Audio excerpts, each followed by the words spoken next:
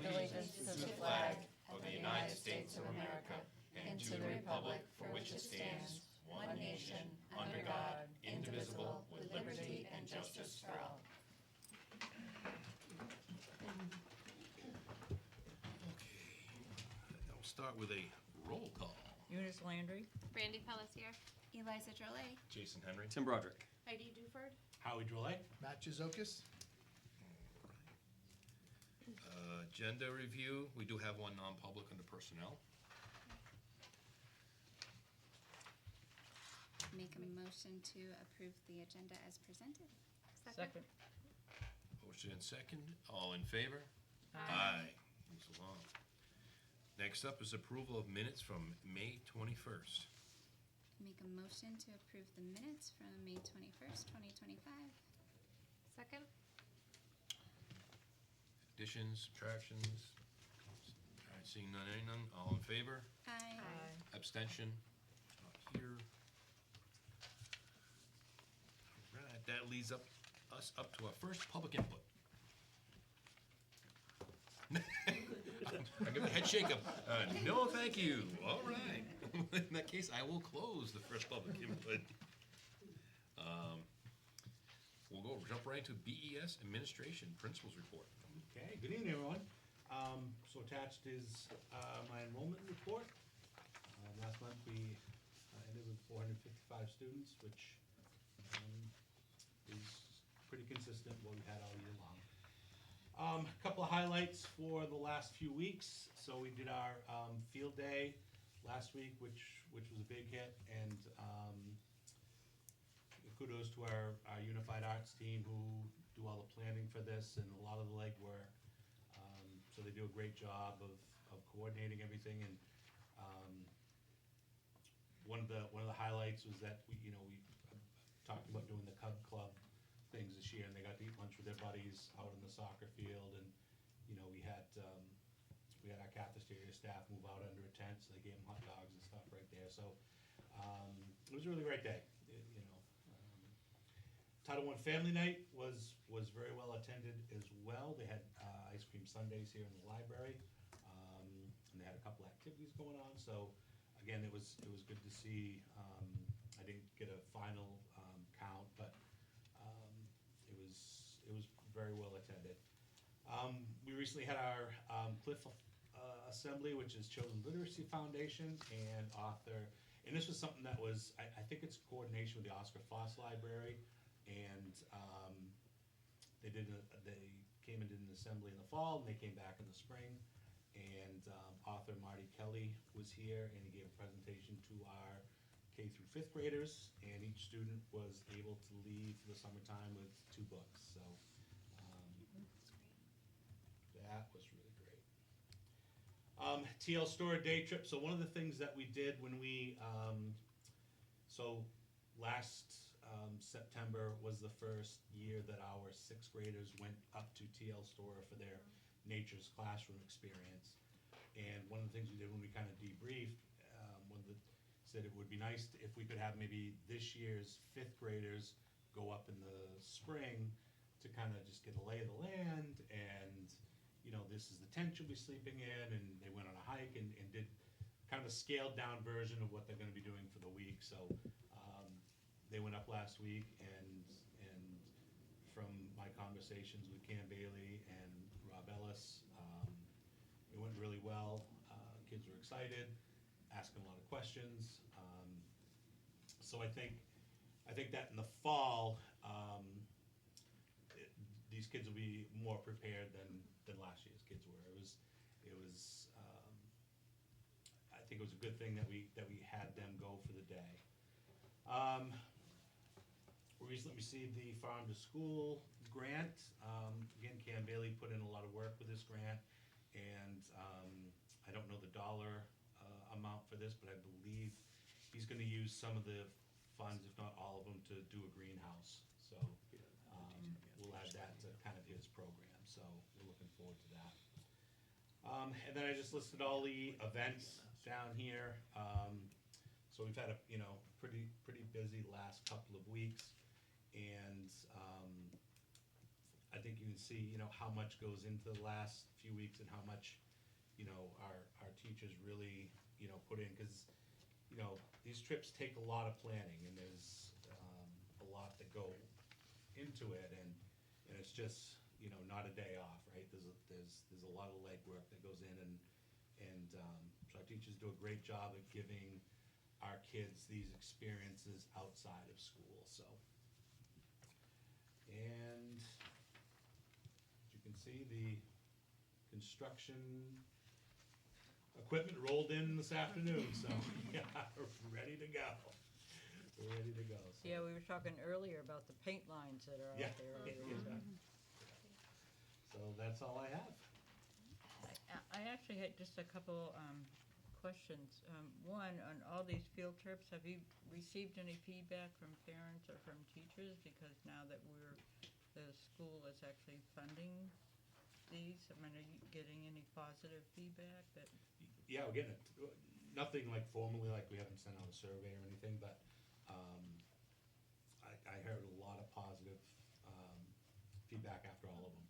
So Yeah, so my sense is, because there was kind of a pause on field trips for a little bit, is that a lot of people may not necessarily know that previously they may have been asked to come up with funds for it.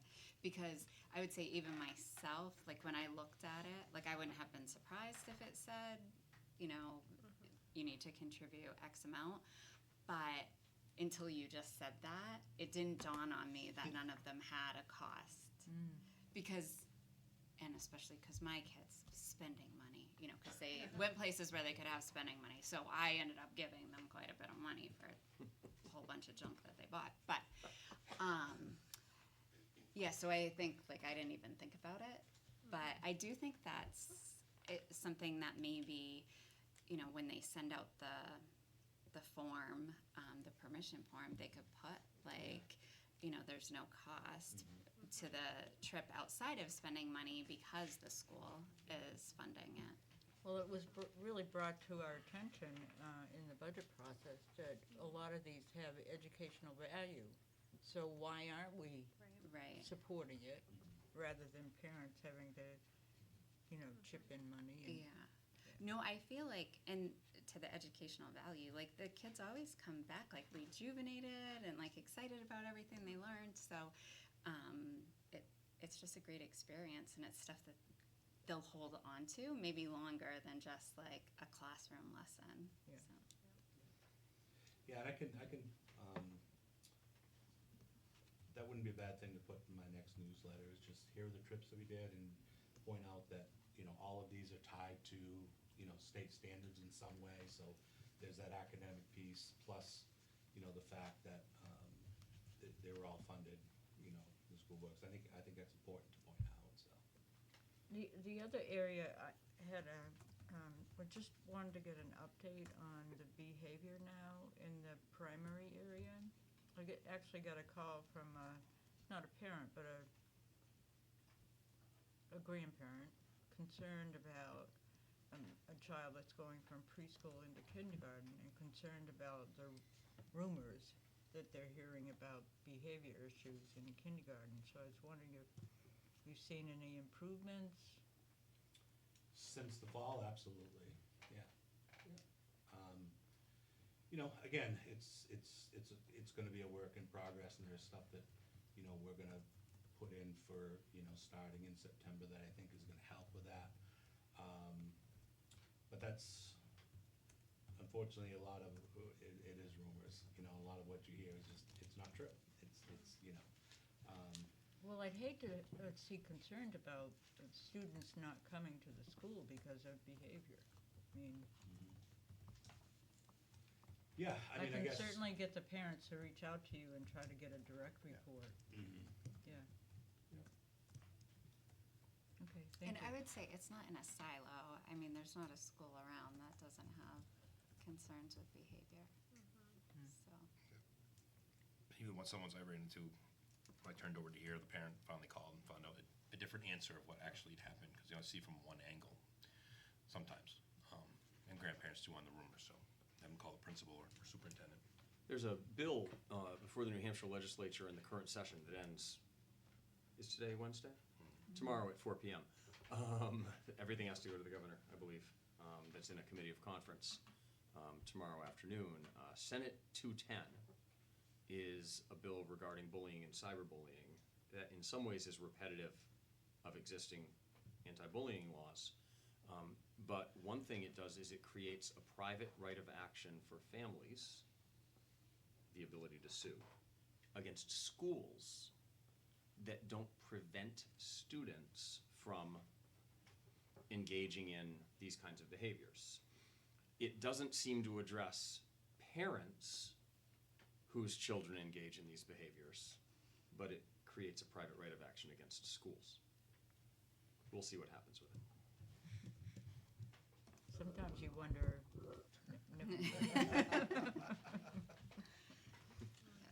All right, thank you.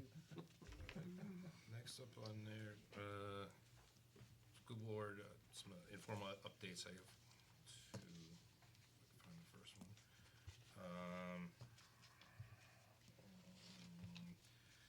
Saw the email from Ms. Pika, and I'm gonna read it into public. I want to reach out with you with a student safety suggestion that may already be on your radar, especially with the upcoming changes to the building layout next year. I was wondering if there has been any discussion about restricting parking along the chain link fence that borders the primary playground. I am specifically referring to the small section on Maple Street where 1 or 2 cars are typically parked. From my experience working in the building, I've witnessed instances where children manage to exit through the doors/fence on that side of the building. When cars are parked along that fence, it will be difficult to see a child who may be running. I'm especially cautious in that area during school hours, but that is because I have experienced this situation before, which may not be the case for other drivers. Removing the parking along that stretch of fence would improve visibility for drivers, especially coming from the Route 28 side. It would make it easier to spot a child running along the building/fence, giving drivers more time to stop safely. This would also improve visibility for motorists during school drop-off and pick-off times. When younger children may be difficult to see behind parked vehicles that are located so close to the crosswalk. As a safety is always a priority, I just wanted to not forget to mention before the summer break. No response needed, just something wanted to pass along. Hope you'll have a wonderful summer. Spoke to Superintendent a little bit. If it's something we want to look at, I think we have to approach the town, because it's a town road, if you wanted to put no parking. However, though, isn't that playground moving, and then that will, Yeah, for the next 2 years, we're under construction, There's and no then there playground. won't be a playground over there. right, I have no idea where there will and won't be parking. Yeah. We can certainly talk Right. on a Thursday to When it comes down the to it. construction group about, yeah, I mean, access to the building is gonna be all different. And Right. probably different at different times well, and then during I the next 2 think, years. actually, I'm Yeah. glad you mentioned it, because, so, when you try to leave, like, from the current pickup or drop-off line now, the bushes need to be cut. They're getting cut. Okay, Yeah, perfect. all right. Because you can't see, but I think, kind of similar point, I think once the, the new passageway around is there, that's when I think you can make a decision about whether or not cars being parked there obscures, that would only be an N, right? Or would it be both? I guess it would be In- both for trucks, right? Because they'd have Yeah, to so deliver. deliveries will go in and out. By the way, there didn't used to be, but we now have a gate that's on a key card that closes automatically after it's been open for a couple of minutes with nobody going Okay. through it. So a child shouldn't be able to get out through that Right. gate normally. Like, it would take a staff member with a key card, or somebody with a code to get through, or to be buzzed through by the office. So for deliveries, I could see it being both in and out, but it becomes an entrance for traffic around the building Right, in our new configuration that may not take effect for 2 years right, after. It just Yeah. depends on yeah. how So I think construction long-term, happens. it's not an issue, because the playground's not over there, but yeah, maybe we can look But at in the what it interim, looks like we've- in the fall. We've all seen where that gate's open, and so I think it was a valid concern, right? Yeah, I mean, sure. these little kids, especially if they're running, like, Yeah. we don't want something tragic to happen. No, yeah, So even if it's an interim fix, so either the gate's always Yeah. closed, gonna do better? 'Cause The there's times parking when it's though wide would be a open. town, it's the town. I mean, I not could talk us, to the but, chief. Yeah. It's easy Again, enough like to I do. said, all this construction is probably not gonna be moved for a little while here. But we definitely wanna keep it in mind as we move forward, how this building, what Parker looks like in that street, and have to work with the town to maybe not have these spots. The other thing that I had underneath here, unless you had something to, is just that, I just wanna say, the thank you to Tim and, the Commissioner of Correction, who came here today, the school board members. Today was a ribbon cutting ceremony, thought went very well, attended by a lot of people. Tim has wrote some statements today to be in the press. I'm sure he's gonna talk about more on his report, but, just that we were all excited and that the progress is moving forward. The modulars will move out next week. And it's just a really big happenings and doings around here, and just that I wanna say again, thank you, and thank you for putting on this morning. So, Yeah, I was really impressed with the turnout. It was was good, very good. In the rain. in the rain. I mean, it was better than when the high school did their groundbreaking. Really? Yeah. Yeah, Wow, we just had a small group, so, yeah. It was fun. that was good. All right. Next up is the building, project update, which is in our packet. right? Not in the packet, Not I packet. apologize. All right, so you wanna give stuff? I didn't think it was in the packet. No, I don't think No, it is. buildings and grounds is on the packet, not here, not that. Just a few things. Our last meeting was on the 5th, and our next meeting is tomorrow. The updates are that we had talked before about test pits, they've all been completed. The septic tank capacity has been determined to be at 720 capacity, which is perfect. Eastern Propane has determined that we need 6 propane tanks, and they'll have to do some change in the piping between underground and over the roof. So they're looking to get some hazmat testing for the C and D wing. They're still working on removal of the oil tank. You talked about the modulars.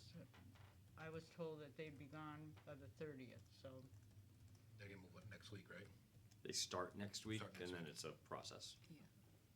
and they're not sure If it's gonna fall apart. how far they're gonna get, but in peace. Right. Some of us would like to come back and cheer that on too. They're supposed to take them to Maine, apparently. Yes, that's We'll what see how they, it that's goes. what they said, but everybody laughed. We talked earlier before everybody got here, there's 8 students coming from the high school to help clean out the A and B wing classrooms and the modulars to move out all the furniture. We're still waiting to get a meeting with the planning board. They haven't gotten back to Tim, so we're still waiting for them, but that's occurred. Since we last talked, sorry, July 17th. So we do have a date now with the planning board. Sorry about that, Mrs. Landry. Okay. The kitchen specs are going to the health department, and some bid specs are going to the fire marshal and also DOE. Tree cutting will begin, out back will begin tomorrow. We should have a guaranteed maximum price in 2 weeks. Nice. And Milestone is actually gonna be now leading the meetings, the bi-weekly meetings. And again, I said the next meeting is tomorrow. One thing that I'm still waiting for is an update on the spending of the 2 bonds. I believe I spoke to Tim about this back in March. And the last meeting, there was an update that Gordon had met with Heidi, and that had been resolved, so I thought I was gonna get a copy. So hopefully, the next meeting will have an update on the spending of the 2 different bonds. That's not you guys can take care of it. I do have the expense report, revenue and expense report of the bond in your packet, and it is all together. I haven't separated it yet. I will work on that. Okay, thank you. Thank you, Eunice, for attending us on the update, appreciate it. And you don't have to do a formal report. This is fine. This is perfect. Next up is the buildings and grounds. It's in our packet. Obviously, the biggest thing is project of the building. And speaking of my financial report, it's in our packet. Heidi, would you like to talk about Yeah, so anything? I did include the renovation project revenue and expense report, is from July through June, 13th. It shows what revenue we received and what expenses we've, spent out. And again, it's all lumped, project A and project B, project one, project two. I'll work on separating it. I did speak with Gordon, and it was more on what the, department, or the building aid office is looking for, because what we'll end up doing is a spreadsheet, and we'll have like, 6 buckets, and I have to figure out what each expense, what bucket it goes into Okay. for the building aid office. That's what our meeting was about. So we'll be working on that. I do have, the general fund revenue report and the food service revenue and expense report. We do have a little bit of an update right now. As of June 13th, we are looking at a loss of 75,000. We're still, this is missing June information and some more expenses, so I'm hoping that it doesn't fluctuate much more than that. And then the general fund, I'm still closing POs and trying to get all of our bills in, so I will have a better, fund balance. Right now, it's looking okay, but it's very active, so I don't wanna make this, feel comfortable with this number, I guess. But we are in the positive. Well, that's good. Questions of Heidi? Thank you. Eunice looks like she has a tip of her tongue. Let's ask a question, so. No, I'm okay. It's hard for me to go through the packet in detail, without getting the paper, so I'll look at this. If I have any questions, I'll speak to Heidi. Okay. I want to take a moment during this financial report here in June of 2025 and just recognize that in November, December, January, and February, we were talking about $700,000 to $800,000 in unanticipated expenses, primarily in special ed areas, and what that sort of thing has done to some other New Hampshire school districts in recent years, and how we were looking at potentially overspending our appropriation, which we cannot do. I just want to recognize Heidi's work, Howie's work, Matt's work, the special ed department's work, freezing parts of the budget that we could freeze, not affecting things like those field trips, athletics, and other things that we know are meaningful to families. We are coming in within our appropriation. And it's a credit to all their hard work. Like, this is what we are supposed to do. This is what is supposed to happen when a school district realizes it's in that budget situation. We're supposed to notify you. We're supposed to have a command of the data. We're supposed to make a plan. And then we're supposed to come to you in June and deliver expenditures within our appropriation. Now, will the final number when Heidi closes out the year be the 96,000 or whatever is on the bottom line of this expenditure report? No. But it won't be negative. And that's what we wanted.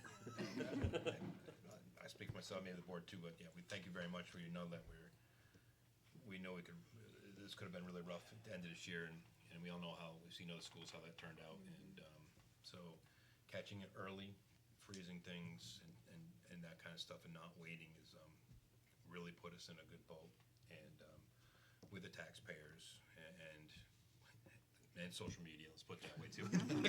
So I think it's And you don't have to worry about anyone who's sitting here, because I think it's been a valuable year of experience for everyone at this table. But you and future boards in Barnstead should have this expectation. If the people sitting at this table can't notify you early about something like this, make a plan and do what's happened here, like, I'm proud of everyone, I wanna heap praise on them for doing good work, but this is also what you should expect. You pay us, this is our job. And I feel like we didn't, I know there's pain points, but significant pain points in having to do that. I trust you to tell us if like any area of kids felt that, if any kids, you know what I mean? Do you know what I'm getting at? Like, I feel like we navigated that. It could have been worse. But to escape it without any significant pain points is really commendable and hopefully not something we have to endure in the future. But we understand there's surrounding districts that absolutely are. And we didn't panic. No. We worked through it. Yeah, it was very little feel. We really didn't feel it at all, so, I'm feeling it. She felt it. Yeah. I saw the look. It's like, Yeah. it's like the duck with just Yeah. paddling furiously under the water. I think that's fair. That's fair. Anybody else, comments? No, we appreciate that because I think it could have been felt more on the families, more on the kids, and you guys. Well, and you saw that with other school districts, that where it was just like this sudden surprise that there's like thousands of dollars needed, and we didn't have that. Yeah. So, yes. Thank you for your hard work. Thank you. Next up, we have the technology report is in our packet. Anybody has any questions?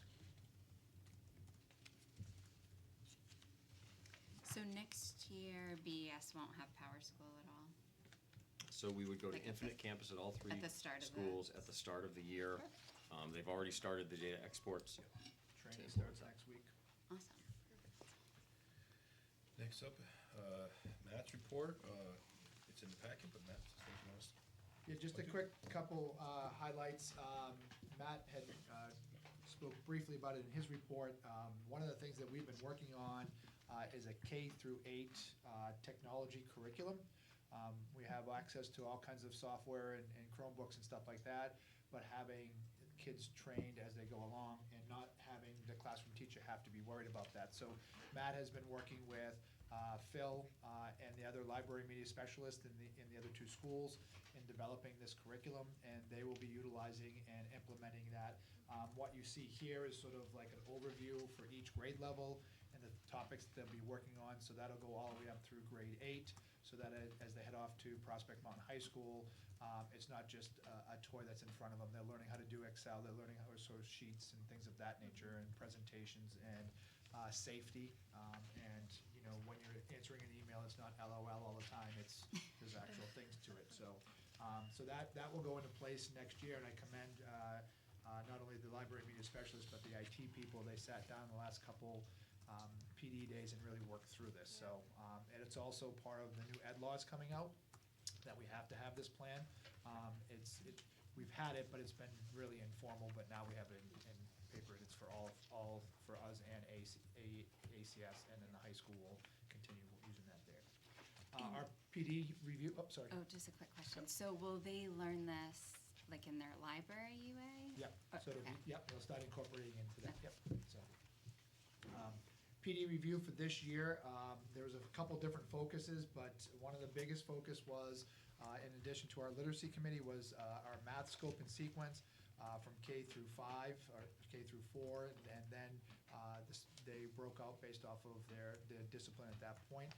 So we worked closely with ACS teachers in those grade levels to create the scope and sequence by identifying the power standards and other standards that go along with that as a way of aligning to the state standards and basically getting our curriculum together. Our goal next year, we'll start to take a look at common assessments for each of those units and how they align to our ICANN statement. So by the end of next year, we'll have not only our scope and sequence, but our common assessments should be completed by the end of the next year, again, in collaboration with ACS, as well as those specials and the grades 5, 6, 7, and 8 who are content specific. So we'll continue to work on that piece of it. We'll continue to work with Mike Anderson in leading great learning. Again, the focus of it is that sort of three-legged stool. and really taking a look at how do we continue to build relationships within our classrooms, how do we teach social emotional through rigor, academics, and not a separate entity. And so he'll continue his work with the faculty and staff here. And lastly, you may not have heard this through the grapevine, but our title funding, as when I sent this report, we hadn't had any of the title funding yet.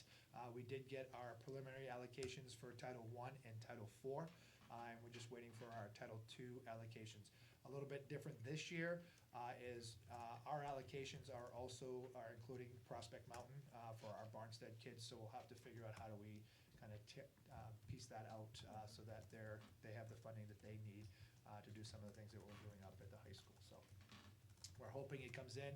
I have to submit the consolidated report by July 1. Part of that is having a budget. I mean, we're not tied to the budget, but at least having a budget. It's kind of difficult to do when you don't have one of the major funding sources, but we're all set with 1 and 4 right now. And funding's been pretty solid, so we haven't lost money in that capacity, which is a good thing. That's it. Anything from Matt? I'll throw between technology and your area. I'm sure you saw, and the governor's going to sign the no cell phones, which we sort of do up there with no study. It gives no latitude for anywhere. I've already seen it blow up on social media, including some parents saying, well, my kid's going to have it anyway. So it's just something we're going to be tackling come next year. And I think here and at the high school, the administration and the kids have responded positively to at least the fact that they weren't having cell phones in the classrooms. And so, a next logical step, I know bell to bell is what they're looking at the governor's level. So, we'll continue to work with that. I think it'll be a slow process to get kids accustomed to that. But here, at least, they're already, for the most part, are already doing that. Not so much for the kids, it was the parents that were blowing up on there. Yeah. So just trying to put the seed out there now. This is going to be a state law. This is coming. And so, How many years have we been talking about this? yeah. So the kids were well ahead. They're well prepared. I'm not worried about them. I think, like I said, natural progression. It's going to be some of those other entities. Yeah. So, Thank you. Thank you. Let's see. Next up is the superintendent's report. So, the press release that we sent out today about this morning's groundbreaking is my report to you this month. With this, we sent a couple of photos. One of I almost said 4 of you, but it was actually 3 of you and Lila, with the gold shovels and the Commissioner of Education. So we sent that one to the papers, and then another one of Jason standing in front of a big yellow machine, gesturing while he talked. I sent this to 3 papers and a copy to the commissioner so that he could use it on social media, and I will, before bed tonight, get it onto our websites and news feeds and things like that. It was a good morning, and thanks for everyone who was able to be there. I know we all have things we have to do, but it was great. It was really good. I sent my husband and Yeah. my dog. He did a good job. And your He had a donut and everything. And Caitlin. Oh, yes, and my son. And your son. I know, my doctor was like, I can get you in Wednesday morning. I was like, okay. All right, next up is the lunch price increase that is in our packet. Looking to increase from $3.25 to $3.35. As we already heard, we have a loss of $75,000. Last year was $63,000. The debt was actually much lower this year than the year before, so heading in the right direction that way. But as things go up, prices have to go up. So. And as Heidi has been quick to do throughout the year, I want to give credit to Sam Cowan for working on that family debt. This year, he's been making phone calls regularly. It makes a difference, right? Just maintaining contact. Some families won't respond, but many will. And our consistent effort makes a big difference. And every dollar we can collect is a dollar that ultimately you don't have to backfill from the general fund. I think that's important. I know we very rarely took advantage of hot lunch but when your kids are little, sometimes they think I can just go and grab a milk, and we had an outstanding balance and had no idea. So keep the communications going, because some parents may not know that they're actually in the red and would be very happy to pay that.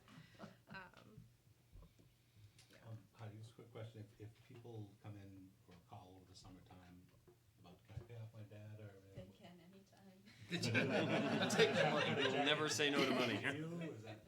They can, or they could use my school box. Okay. Yep. Other question is 10 cents enough?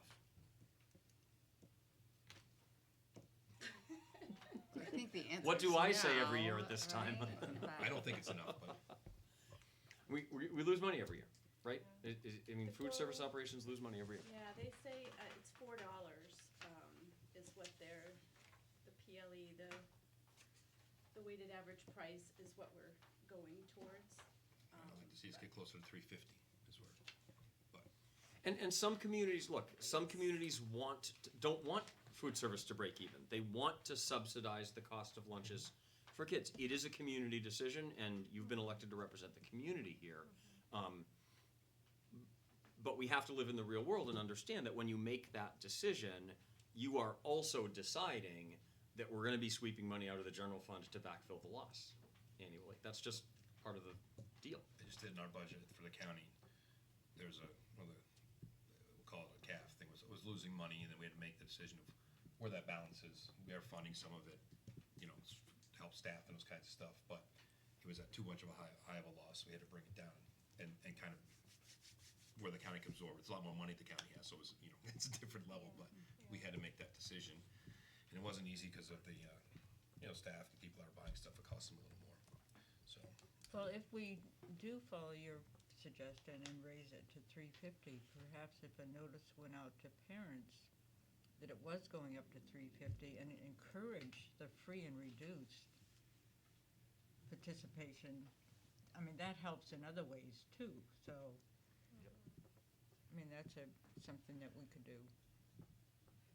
Which we have done that this year. That has helped tremendously. We've been sending them over and over. Please fill out, please fill out.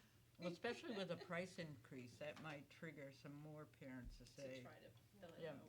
yeah, maybe I They should should be make that form simpler though, because, I mean, it's a lot, and you could be talking about people that, like, numbers aren't necessarily their strength. Yeah. So I just think some people look at it and like, that's a lot of information, like, cheat I'm all sheet? set. Is there a chance to put a cheat sheet with it Anyways. to help people? It's more, I think it's, what you're saying is more like the financial piece of it, right? They have to give their finance, how much they make a week and things like that. So that could be an issue. And we can't do anything about that because the way families qualify for free and reduced price lunch in New Hampshire is based on a percentage of the poverty level. So in New Hampshire right now, families who make up to 1.3 times or 130% of the federal poverty level for their family size qualify for free lunch, and then families with an annual household income between 130% and 185% of the federal poverty level qualify for reduced price lunch. There was a bill in the New Hampshire legislature this year, there almost always is, that would have changed that to 200% or double for free lunch and 300% or triple poverty for reduced price lunch.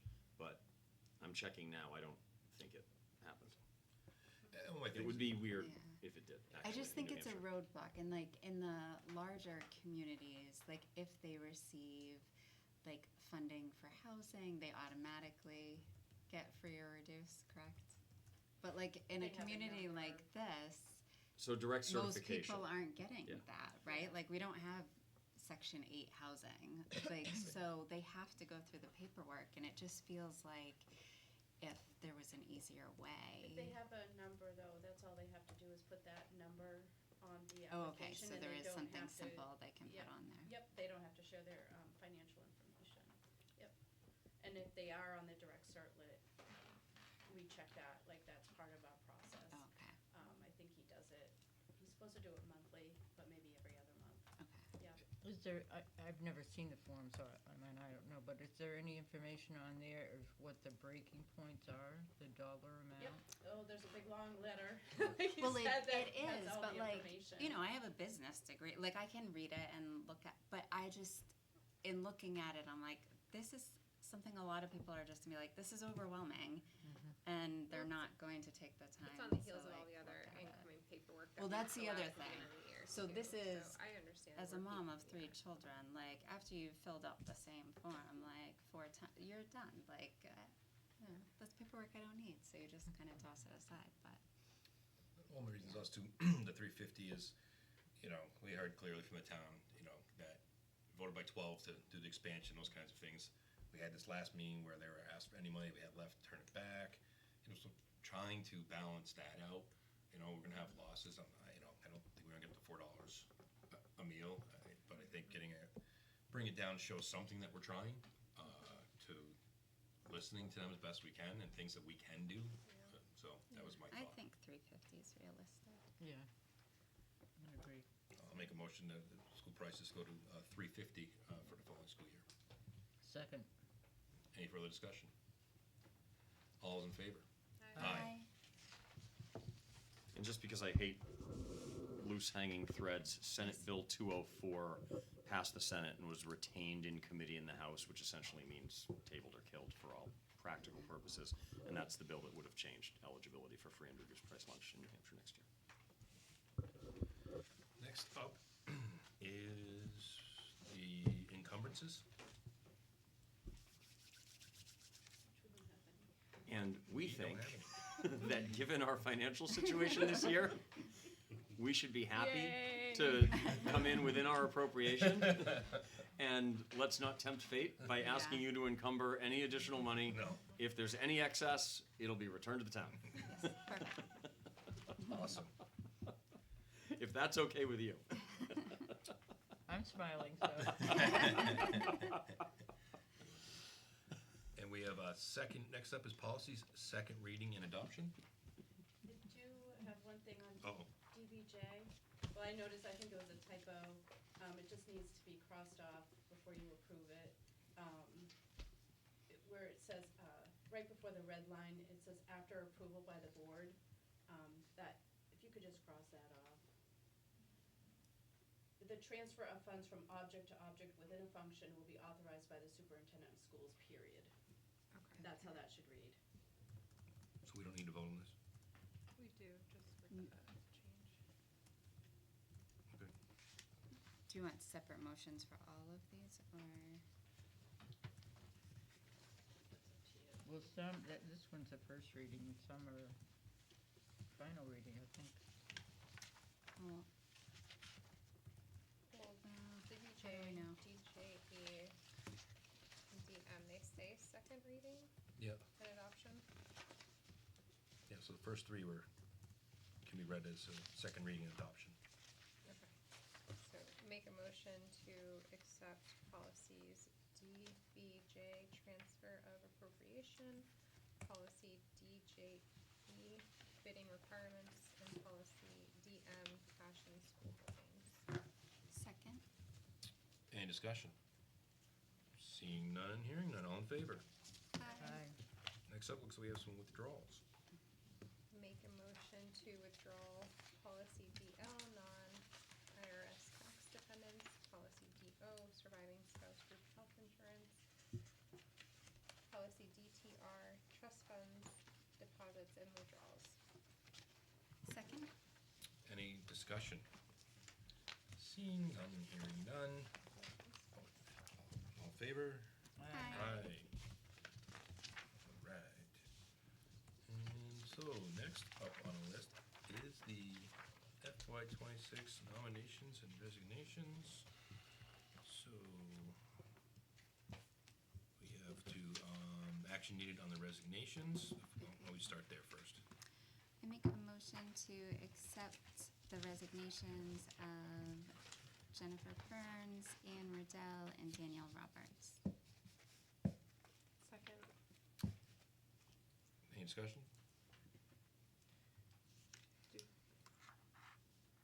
Do we know why, Ian's decided to move on? He's moving to Maine, Just relocating? whole family. And Jen's gonna be a lecturer down at one of the colleges for, Okay. Oh, good for her. Good opportunities. and then And, Danielle is Going to another school district. going to school. Yeah. I didn't know Jennifer all that well, but I know my son had Miss Roberts and then just communications with Ian, whether it was, during the course of COVID and all. Yeah, he was great. Fabulous. I've got nothing but good things to Yeah. say, and I just want to thank everyone for their time here. It's bittersweet.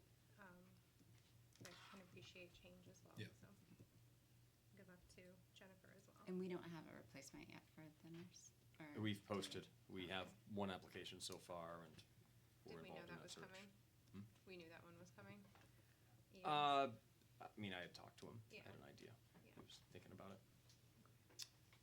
Okay, on the motion, everybody in favor? Aye. And again, thank you and regrets.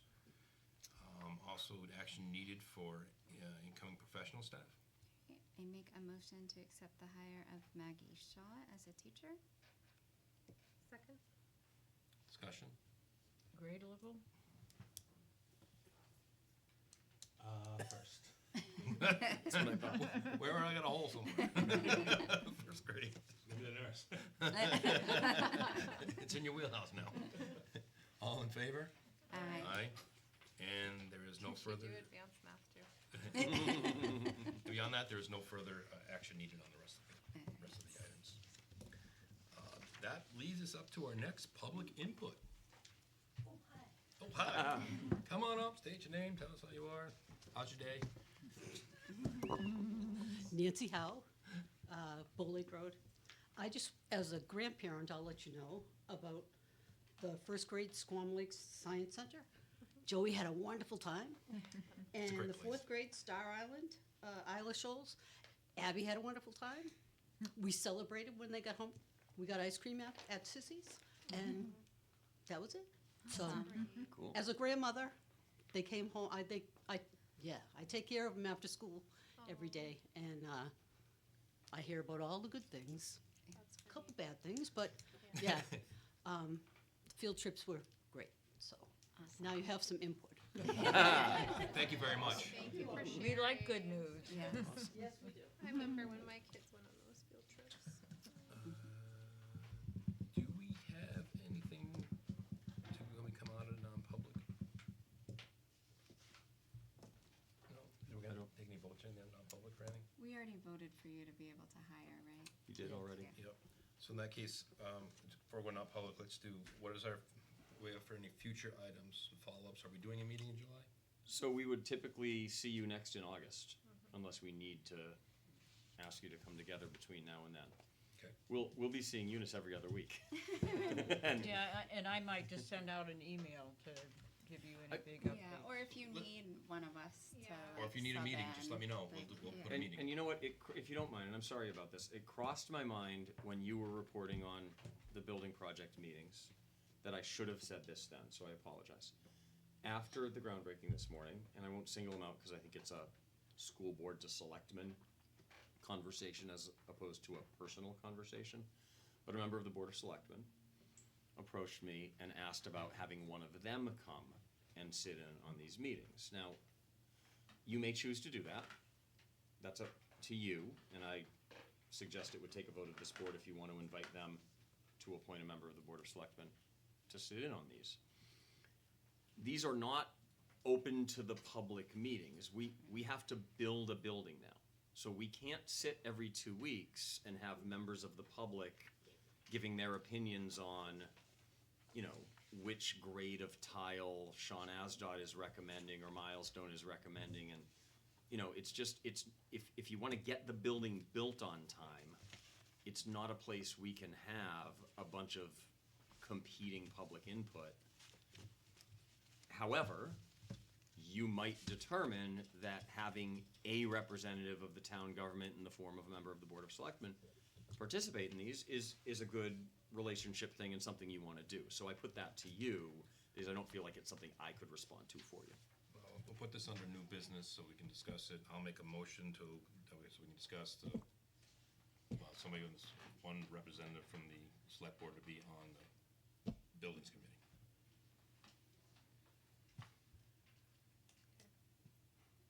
No second? That's Do you easy. need a second? You Sorry. don't need to. If you don't second, it doesn't go anywhere. Personally, I don't recommend it.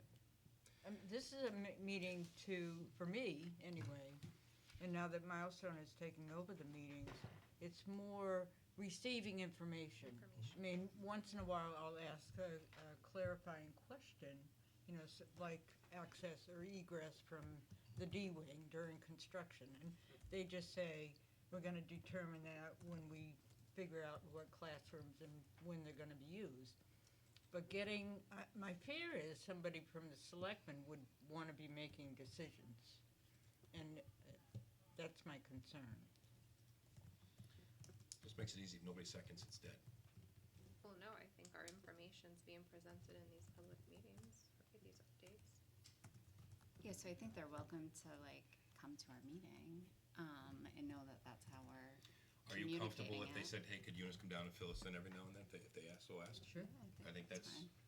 There's another, when I attend the Thursday meetings, I mean, I make at least half, right? I'm probably a little better. Not that I than- keep attendance. Well, Heidi says it's worse than half, so I don't know. I don't keep track, but. She's there every time. I'm, you know. right, and that's what matters, but I'm there when I can be. But when I'm there, what I have just begun to do is I do a bulleted summary and I email it to the chair of the select board, and they have something going on between the town website now and the Barnstead banner. So I send it to her also, because it's the same person. So I don't know if they've done anything with that bulleted, here's what happened, here's what has been discussed at the most recent building management meeting. They just put one on Facebook from the June 10th meeting, and there was nothing in there about the building project, so. So, but that is a way we could get that out too. It's easy enough at the end of that meeting, just send that email. perfect. Yeah, I don't think we wanna like hide information. Absolutely. But I've never done a school remodel, but in stores I've done remodels, and those meetings are more about the logistics, and it's not like, I'll give you the worst case scenario, and just very openly, because this is just how it works in any kind of municipal construction. It's not unique to schools or this project, or in any municipal project, you establish a budget, right? We've established a budget of about $25.5 million with money coming from different sources, right? We will, through the bidding process, spend more on some things than we expected to, and hopefully less on other things than we expected to. We will also, over the course of the project, develop a list of alternatives. Gordon Bristol talked about this when he was here a couple of months ago. That Mr. list of Proctor alternates actually sent me become, a copy. I mean, he used an example that I don't think in a million years we would ever consider here, something about high-end kitchen appliances, which, okay, but I think the idea is valid, though. Right. Whether it's, you know, there aren't scoreboards, for example, on the baseball and softball and soccer fields here. So, you know, low-end, entry-level, affordable scoreboards, if we had the money, might be on that list. When you introduce competing interests, non-school district, non-school board voices into essentially managing the money you've already been empowered to spend by the voters. So it's not a question of whether or not you can use the money. You can. That vote passed. But those kinds of decisions can become controversial later on. Well, wait a minute. If you don't do that, then isn't that money that can come back to the town? Which is a valid conversation, but the voters have already approved you spending this money on this building and campus. I guess, I mean, I think we have friends on the select board. I mean, there's no question in that. But we also have some not so friendly people associated with the town hall. And we see that in the district meeting. I think if you push out what you've been pushing out, and if they're listening, or if you reach out next time you talk to the chair over there, that, you know, Eunice said she's willing to go speak every now and then if they like. There's plenty of conduits for information if they want information. There's plenty of mechanisms, so including coming here. So I think that they can get anything pretty much that they want. yeah, and it will always, like, your updates are always on the agenda, so it's something that they can talk to in public input if they really want to. All right, is there any other business that comes before the board? All right, seeing none, our next meeting is August 20th. We're gonna go into non-public, and then we come out, we're just gonna adjourn, just so. So I need a motion to go into non-public. make a motion to go into non-public under 91-A:3, Roman numeral 2, A and C. Okay, second? Roll call.